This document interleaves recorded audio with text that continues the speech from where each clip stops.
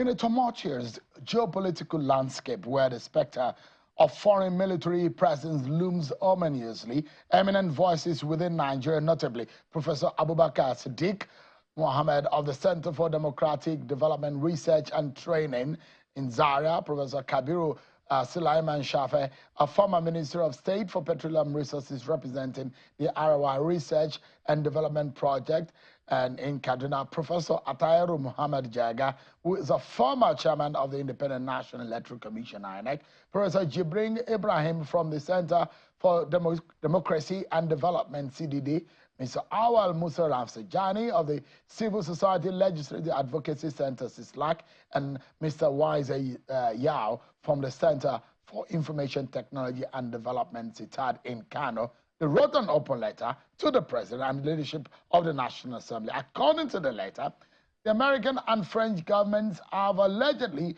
been aggressively lobbying Nigeria along with other Gulf of Guinea countries to sign new defense pacts that would allow them to redeploy their troops expelled from Mali, Burkina Faso, and Niger. The signatories expressed concern that Nigeria, being the most strategically located among the Gulf of Guinea countries, may succumb to this pressure, thereby jeopardizing its defense and internal security. These eminent Nigerians have sounded a clarion call for caution. Their sage warnings resonate with profound intellectual gravity, urging the Nigerian government to staunchly resist the pressures emanating from the corridors of power in the United States and France, as the Gulf of Guinea countries find themselves ensnared in the throes of burgeoning geopolitical tensions. The clarion call for sovereignty and autonomy reverberates louder than ever, and the Nigerian government's recent declaration denying any intentions to host foreign military bases on its soil serves as both a reassurance and a testament to the resilience of national identity in the face of external entreaties. Yet, as the tempest of international relations continues to rage, the vigilant guardianship of Nigeria's sovereignty remains an enduring imperative championed by the intellectual fortitude of such luminaries. Such a portion of the open letter reads, and I quote, "There are indications that the Nigerian government may be favorably disposed to the proposed defense pact. However, there is a widespread apprehension that signing of the pact by Nigeria would have wide-ranging implications for defense and internal security of the country," end of quote. Meanwhile, the Nigerian federal government has responded and denied any of such pacts. The Minister of Information had spoken to China's television on this. Let me allow you to listen to a part of that conversation. I can tell you that the federal government of Nigeria has neither received any request to set up a military base, or is even contemplating setting up one. I don't know where it's coming from. We think that this is not factual, this is misleading, and this is not patriotic. We feel that people should say what is right for our country. The federal government of Nigeria is not in any way contemplating or inviting any foreign national to set up a base. But of course, you know that we have collaboration and cooperation with foreign countries to fight insecurity in this country, and we continue to do that. But no such military base is in contemplation by the Nigerian government. So, that's the spokesperson of Nigerian government, the Minister of Information. I'm being joined by one of the signatories to the open letter, a scholar and senior fellow at the Center for Democracy and Development, CDD, Professor Ibrahim. He joins us live here in Abuja. So thanks so much, Prof, for joining us tonight. A pleasure. When you have the coming together of such eminent Nigerians and scholarly-minded people and warning the Nigerian government, you must have seen something. What did you see? First of all, we study geopolitics, and we've been following closely recent transformations in the world geopolitical order. In particular, the transformations in West Africa with 4 countries organizing coup d'etat against democratic regimes, changing three of them changing their strategic partner relations from the West, US and France, to Russia, and the entry of the Russian military into the zone. Clearly, the hegemons that are the United States and France that have held sway in this region since colonial times are extremely upset. But not only are they extremely upset, they urgently need new places to redeploy troops that have been sent out of those countries. Just from Niger alone, you are talking of 1,500 French troops and 1,100 troops from the US. You are talking about the biggest zone station that the United States owns in the entire world was in Agadez in Niger, and now they've been told to pack up. This they use for the surveillance of the entire Sahel North African zone right up to the Middle East. So it's a major strategic blow that has happened to the Americans, and their immediate issue is to relocate these bases, these forces, and this equipment within the region. Of course, they've moved some of their forces to Chad, but they found Chad to be too far to the east as far as much of the central Sahel is concerned. And Nigeria, for them, is a strategic location, which has a 1,600-kilometer border with Niger Republic and is close to the other Sahelian countries. So this is the open source that we all know. But I think in addition to this open source, there have been indications of these discussions with the Gulf of Guinea countries. The current edition of Jeune Afrique, for example, has a detailed report about the agreements being negotiated between the United States and Cote d'Ivoire. 2 weeks ago, we got the reports from the Ghanaian parliament about the memo sent by the Ghanaian president about a base. And we also know that Nigeria has been approached by both countries on this matter.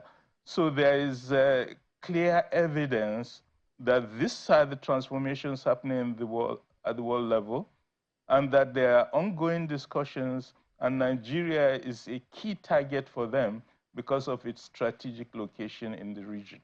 For a lot of Nigerians, a lot of people who are watching us tonight will perhaps be wondering, why is the fear of a sighting of a military base in Nigeria? Just to give a clue onto what America defines as a military base. America defines, categorizes its bases into large or small bases. Now, what it means is that when America sites its military base in any region or any territory, it means that they will have boots on the ground. For their large bases, they will have military installations in a space larger than 4 hectares. That's about 10 acres of land, or worth more than 10 million US dollars. And these bases typically have in excess of 200 US military personnel, boots on the ground, and almost 450 of all the US foreign bases are large bases. The smaller bases, which are sometimes called the lily pads, have smaller than 4 hectares. That's about less than 10 acres of land, and have less than 10 million US dollar worth of military installations of resources. They also will include cooperation of security locations and operation of that site. And they have about 40% of their foreign bases are lily pads, smaller bases. That means that America will have its drones, its military operations, its boots on the ground in those bases. That is a typical. So you have a small American territory in that region. And we have almost 200,000 of such in about 80 countries. And America has almost 400,000 boots on the ground across the globe in their military bases. So for a clearer understanding of what America defines as military bases, perhaps that's a clue. But Prof, give us an understanding why it's going to be, is it dangerous for America to site their military base? Because in your letter, you cited and you said that it is dangerous for our defense and internal security. Absolutely, because we know within Nigeria itself, there has been a very high level of terrorism and violence ongoing in the Northeast, in the Northwest, in the North Central, and other parts of the country. We do know we've had a very difficult relationship in the last few months between us and some of our northern neighbors, Niger, Mali, and Burkina Faso in particular. The third thing we know is that these three countries, when they sent the Westerners packing, have set up new deals with Russia. And Russian advisors and trainers are coming into their country. Now, when we leave our traditional foreign policy position, which since 1962 has been non-alignment, Nigeria since 1962 has always argued we are neither in the West nor in the East. We will pursue our national interest and we will relate with all the parties. That has been Nigeria's position. But from the moment you accept a foreign military base, you are no longer non-aligned. You are directly in one camp. So we are setting ourselves up for a battle with 1,600-kilometer border with Niger and Russian soldiers in Niger. Why are we bringing the Americans to fight a war that's not our war, but their own war? But I think there is a much larger issue of concern for some of us, which is that Nigerians are very proud of their sovereignty. We've always looked down at the Francophones, at countries who are controlled by their old colonial masters, and we've been proud of our own history.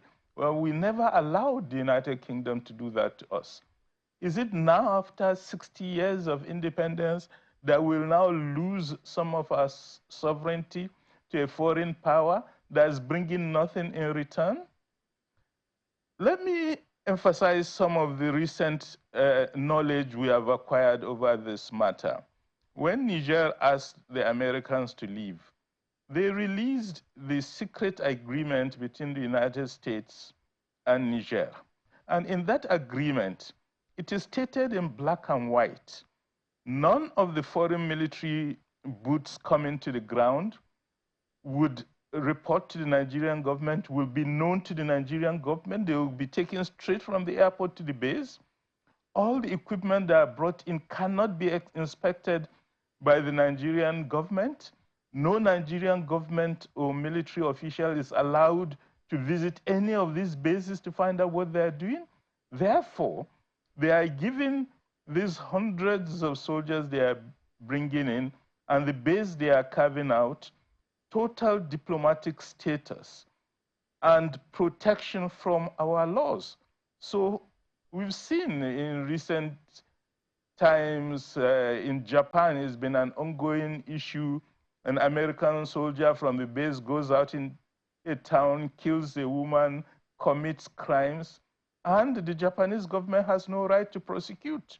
It has happened even recently in the United Kingdom when a woman from one of the bases hit and killed a cyclist. The British wanted to take the matter to court. The Americans said, you've signed a deal with us. Your law does not apply to our personnel. We can do whatever we want and get away with it because we have this agreement. That is the type of agreement the United States have signed with all these countries with which where it has military bases.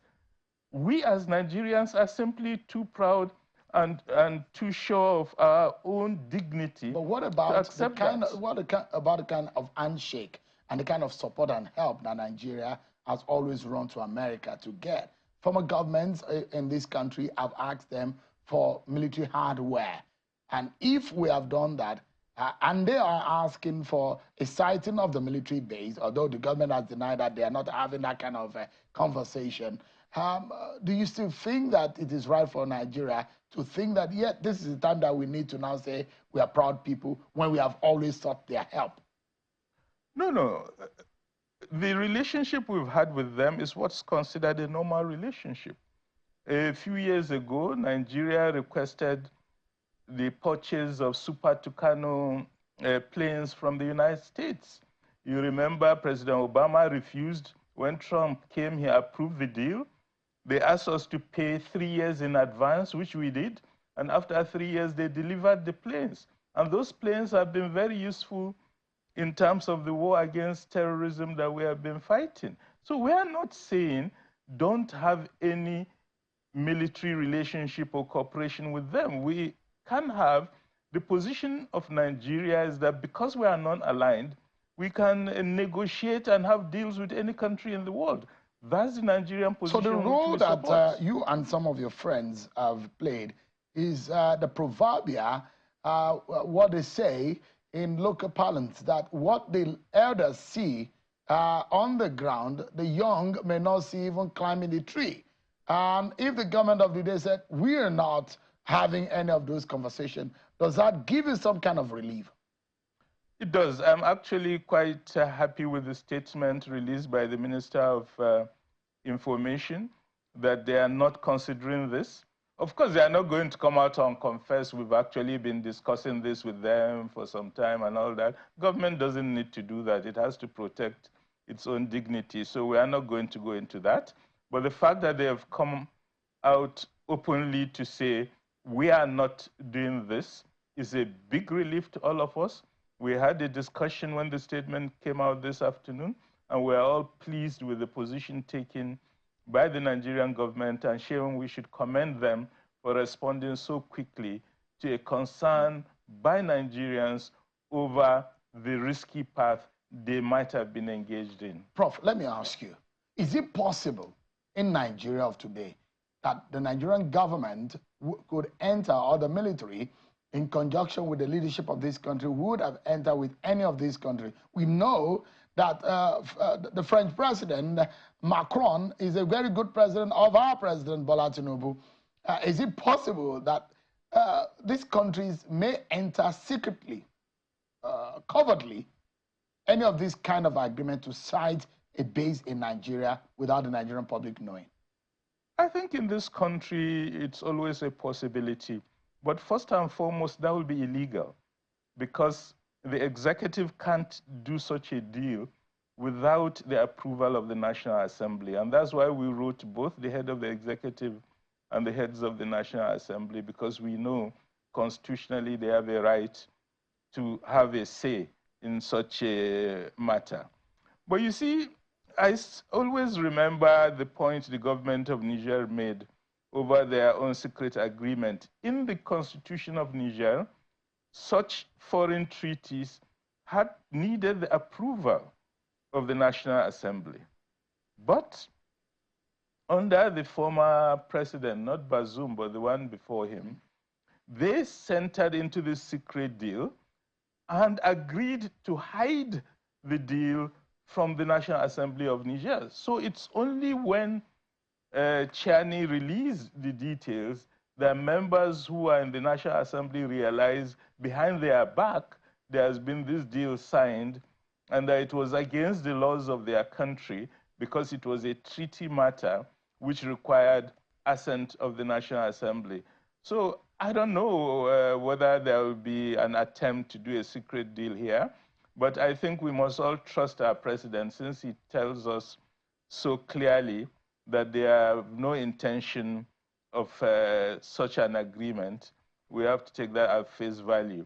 But we will remain vigilant just in case. Just up until in 2018, there was an uproar in close by Ghana about the details of a military base on the Ghanaian soil, and similar clauses that you said that operates how you cannot prosecute any of the foreign soldiers on their own soil. And up until June, March of 2022 in Ghana, we're monitoring and seeing what was happening and the reasons why the Ghanaian government will allow for such to happen. And we know that past government in this country have told the Nigerian public that there are some conversations that they will not bring to the public light because they are national security matter.